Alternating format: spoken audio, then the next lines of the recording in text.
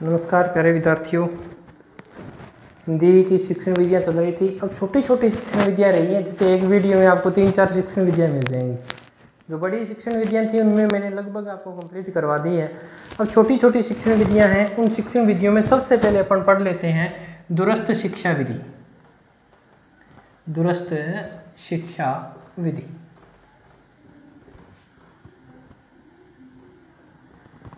जैसे कि नाम से दिख रहा है दूरस्थ, यानी दूरस्थ शब्द की अगर बात करें तो इसका अर्थ है दूर बैठना। दूरस्थ शब्द का अर्थ है दूर बैठना।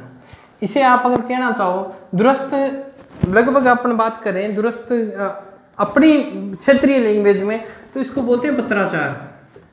आपने पत्राचार परीक्षा के बारे में सुना होगा, वही है ये, पत्राचार बोल सकते हैं। तो दूरस्थ विधि की अगर जनक की बात करें तो ये ब्रिटेन में बनी थी। ये ब्रिटेन की देन है अपने को दूरस्थ शिक्षा। और इसके अंदर होता क्या है, इसमें जो शिक्षा, ये अगर बात करें कौन सी श्रेणी की है तो ये निरौपचारिक श्रेणी की है। निरौपचारिक, और निरौपचारिक श्रेणी आप समझ गए होंगे, साइको में आपको करवाई गई है, फिर भी मैं यहाँ बता देता हूँ। 3 प्रकार की शिक्षा होती है, 3 प्रकार की शिक्षाएं दी जाती हैं। नंबर 1 की बात करें, औपचारिक शिक्षा होती है। औपचारिक शिक्षा कौन सी होती है? औपचारिक शिक्षा कि वह शिक्षा जिसके उद्देश्य और परिस्थितियां निश्चित हों। उद्देश्य व परिस्थितियां निश्चित हों, परिस्थितियां निश्चित होंगी, जिसके उद्देश्य भी निश्चित होंगे और परिस्थितियां भी निश्चित होंगी। अगर जैसे एग्जाम्पल की बात करें तो एग्जाम्पल में आता है स्कूल। जो स्कूली शिक्षा होती है वो औपचारिक शिक्षा होती है, क्योंकि उसमें हमें पता होता है कि ये कक्षा में ये पाठ्यक्रम लगेगा, यानी उद्देश्य निर्धारित है, ये किताबें लगेंगी, उद्देश्य निर्धारित है, और परिस्थितियाँ कि इस साल से लेके इतने साल के मध्य ये चीज़ करवाई जाएंगी। समय निर्धारित होता है, क्लास निर्धारित होते हैं, आपका स्थान निर्धारित होता है, तो वो होती है औपचारिक शिक्षा। और दूसरी होती है अनौपचारिक शिक्षा। अनौपचारिक शिक्षा जिसमें न तो उद्देश्य निर्धारित होता है, न तो उद्देश्य होता है और नई परिस्थितियां निर्धारित होती हैं। परिस्थितियां ये भी क्या नहीं होती? निर्धारित नहीं होती, दोनों चीजें निर्धारित नहीं है। तो ऐसी कौन सी शिक्षा होती है? तो ऐसी होती है हमारे जो पारिवारिक शिक्षा होती है ना, वो होती है, ठीक है। और तीसरी प्रकार की शिक्षा विधि कौन सी है? जो ये मेथड चलता है, निरौपचारिक शिक्षा। निरौपचारिक में क्या होता है? निरौपचारिक जो शिक्षा है वो कौन सी होती है? जिसका उद्देश्य तो निर्धारित होगा, उद्देश्य क्या होगा? निर्धारित होगा, परंतु परिस्थितियां निर्धारित नहीं होंगी। परिस्थितियां निर्धारित नहीं होती। उद्देश्य का मतलब सिलेबस तो निर्धारित होगा कि ये चीजें आएंगी पेपर में, परंतु ये नहीं है कि कितने समय में आपको वो करना है, ठीक है, कहाँ करना है, कहाँ बैठ के पढ़ना है, किससे पढ़ना है, ये परिस्थितियां निर्धारित नहीं होंगी। तो ऐसी शिक्षा को हम बोलते हैं पत्राचार शिक्षा, दूरस्थ शिक्षा, ठीक है। जैसे इग्नू से हम बीएड वगैरह करते हैं ना, इग्नू वाली या कोटा वाली, वर्धमान कोटा की एमए जो भी है, पाठ्यक्रम निर्धारित है परंतु परिस्थितियां निर्धारित नहीं है। तो ये कौन सी है? ये आपकी है निरौपचारिक। और किस प्रकार की शिक्षा है? ये निरौपचारिक है। अब इसमें होता क्या है, देखते हैं कि किस प्रकार ये मेथड में आई।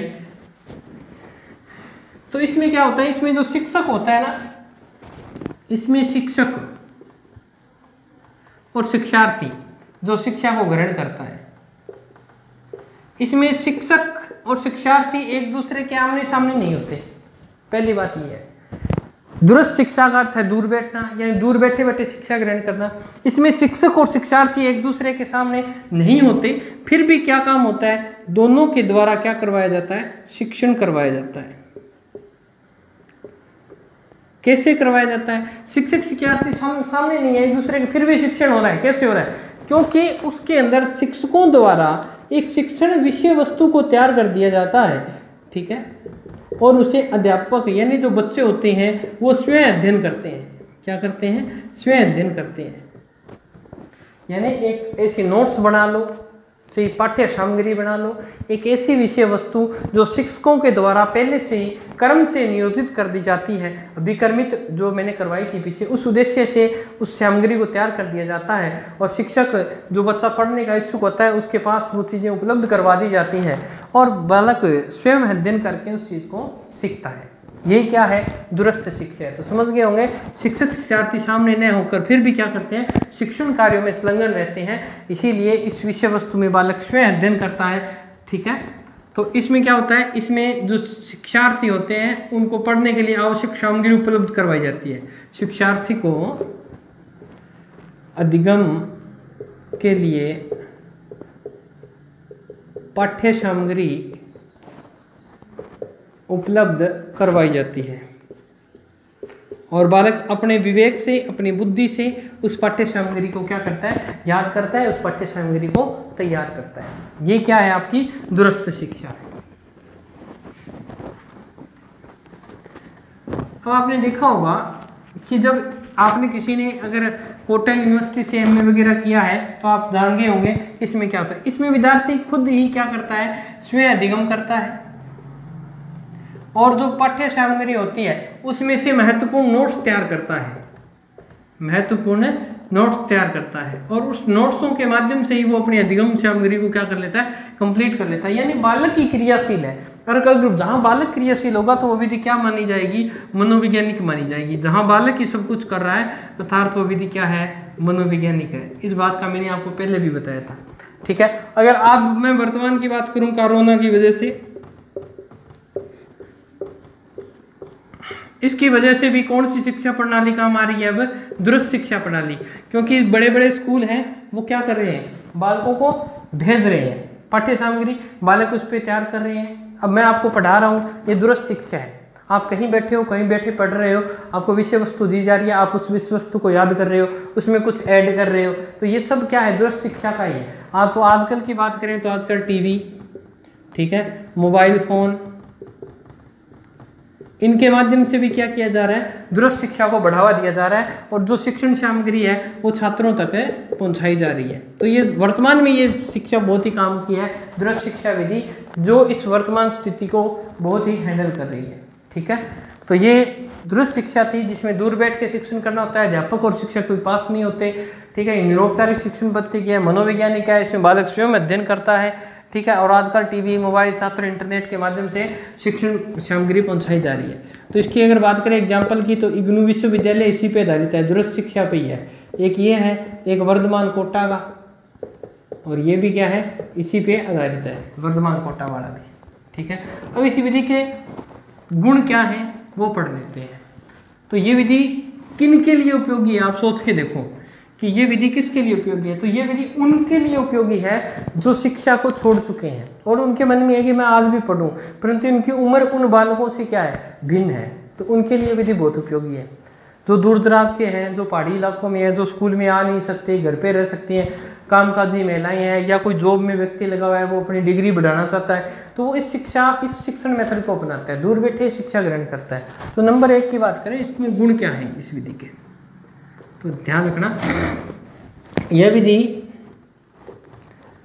विधि कामकाजी, इसमें महिला भी हो सकती है, पुरुष भी हो सकते हैं, कामकाजी, ठीक है, सेवारत, यानी जो सेवा में है, गवर्नमेंट जॉब में लग गए हैं, तो वो जा नहीं सकते तो घर बैठे, ठीक है, शिक्षा से वंचित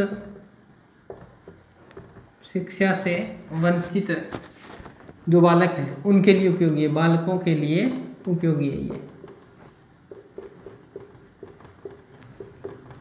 क्योंकि उन्हें स्कूल तो जाना नहीं, घर पे बैठ के खुद ही पढ़ना है, तो उनके लिए ये बहुत उपयोगी विधि है। ठीक है ना, तो इसमें कोई भी आ सकता है कामकाजी में, जैसे मजदूर आ सकता है, किसान आ सकता है, गृहिणी आ सकती है। ठीक है, तो ये सभी इस मेथड से घर पे रह के पढ़ सकते हैं। ठीक है, अब ये बहुत महत्वपूर्ण बिंदु है कि इस विधि से ज्ञानात्मक यानी बुद्धि बढ़ेगी, भावात्मक यानी फीलिंग्स वो भी बढ़ेगी, तथा क्रियात्मक, तीनों पक्षों का विकास होता है। ये बात ध्यान रखने वाली है, वेरी वेरी इंपॉर्टेंट बात है, ये साइको से संबंधित है कि इस विधि से ज्ञानात्मक, भावात्मक व क्रियात्मक तीनों पक्षों का विकास होता है, तीनों पक्षों का विकास होता है। समझ गए होंगे आप, विकास होता है, कैसे होता है तो देख लेते हैं। ज्ञानात्मक का अर्थ है कि जब वो पढ़ेगा तो उसका बौद्धिक विकास होगा, उससे ज्ञान मिलेगा, अर्थात ज्ञानात्मक हो रहा है। भावात्मक कि जब वो टीचर के संपर्क में नहीं है और समाज में रहकर पढ़ रहा है, अर्थात वो भावना से क्या हो जाएगा, मजबूत हो जाएगा। ठीक है, क्योंकि अब अपनो इश्यू सिस्टम है, अपनो देहात हो या गाँव हो या कोई टावर पढ़ तो है नहीं, वो पढ़ लियो 800 पढ़ियो, और वो जब उस कार्य को करके दिखाता है तो ये विधि बहुत ही कारगर सिद्ध होती है इस विधि में, ठीक है। अगर उसके बाद की बात करें क्रियात्मक, क्रियात्मक का अर्थ है करके सीखना, इसमें वाले खुद करके सीखता है, स्वगति से सीखता है, इसीलिए इसे क्या बोल दिया, क्रियात्मक, ठीक है। तो ये विधि अगर बात करें स्वयं सीखने का अवसर प्रदान करती है, स्वयं सीखने का अवसर प्रदान करती है, इसमें बालक खुद करके सीखता है। नंबर 4 की बात करें तो इसमें घर बैठे आप, जैसे आप घर पे बैठे हो, आप घर बैठे क्या कर सकते हो, अधिक ज्ञान प्राप्त कर सकते हो, अधिक ज्ञान व अधिगम कर सकते हो, ठीक है। नंबर 5 की बात है शिक्षा का जो स्तर है वो बढ़ेगा, इस विधि से शिक्षा का स्तर है वो क्या होता है, बढ़ती है, शिक्षा का स्तर बढ़ता है, ठीक है। ये इस विधि के गुण हैं, और इस विधि के दोष भी होंगे, जब गुण है तो दोष भी होंगे। तो इस विधि के दोष क्या हैं वो देख लेते हैं कि इस विधि की क्या क्या दोष है। देखिए इस विधि के दोष हैं कि अगर कोई समस्या आ गई, जैसे आपके माइंड में कोई प्रश्न आ गया, तो उस प्रश्न का आप तुरंत प्रतिपुष्टि नहीं हो सकती है, आप क्लास में जैसे पढ़ रहे हो वैसी प्रतिपुष्टि नहीं होगी, समय लगेगा, क्योंकि अध्यापक सामने नहीं है, कोई भी समस्या आएगी तुरंत प्रतिपुष्टि नहीं होती है, तो ठीक है। फीडबैक हाथों हाथ नहीं मिलता, आपको कोई दिमाग में प्रश्न आया उसका उत्तर नहीं आ रहा, तो हाथों हाथ उस प्रश्न का उत्तर आप नहीं दे सकते, फिर ठीक है। नंबर 1। 2 नंबर की बात करें तो मीडिया का दुरुपयोग हो सकता है, मीडिया का दुरुपयोग, और ये तो लगभग आपको देखने को मिल रहा होगा, आप मोबाइल से पढ़ते हैं तो पढ़ते कम है, आप अन्य गतिविधियों में ज़्यादा ध्यान देते हैं, गाड़ी सुन लिए, व्हाट्सअप चला ली, ठीक है, शुक्र है वो टिकटॉक तो बंद हो गई, उसके बाद में बहुत सारी ऐप आई हैं, व्हाट्सअप स्टेटस देख लिया, फेसबुक चला ली, तो इससे क्या होता है, मीडिया का दुरुपयोग हो रहा है, पढ़ते कम है, दृश्य शिक्षा के अंदर इसका बहुत ज़्यादा उपयोग हो रहा है, मीडिया का दुरुपयोग हो रहा है। नंबर 3 की बात करें, छात्र गलत अर्थ भी ग्रहण कर सकते हैं, छात्र गलत अर्थ भी ग्रहण कर सकते हैं, जैसे दृश्य शिक्षा के अंदर कोई शब्द आया, वो शब्द आ नहीं रहा है, आपने अपने माइंड से सोचा उसका ये अर्थ नहीं था, ठीक है ना। जैसे अगर बात करें, आपने सोचा बक्कर, कि बक्कर शब्द का क्या अर्थ है, आपने सोचा बकरे से संबंधित होगा, नहीं, बक्कर शब्द का आप गलत अर्थ ग्रहण कर लोगे, बक्कर शब्द का अर्थ गाय है, ठीक है, इसीलिए तो बोलते हैं बकरीद, ठीक है ना, बकरीद। तो यानी आप बक्कर शब्द का अर्थ गलत समझ लोगे, बकरी या बकरा समझ लोगे, नहीं, ऐसा नहीं है, बक्कर शब्द का अर्थ होता है गाय, तो यानी आप इससे अर्थ गलत ग्रहण कर सकते हो, ठीक है। और नंबर 4 की बात करें, नंबर 4 में है कि इससे जो प्रैक्टिकल वाले जो विषय होते हैं उनका अध्ययन नहीं हो सकता, प्रायोगिक विषयों के,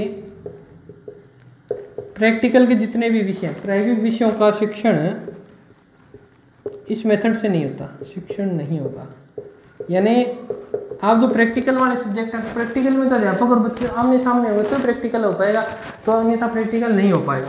तो ये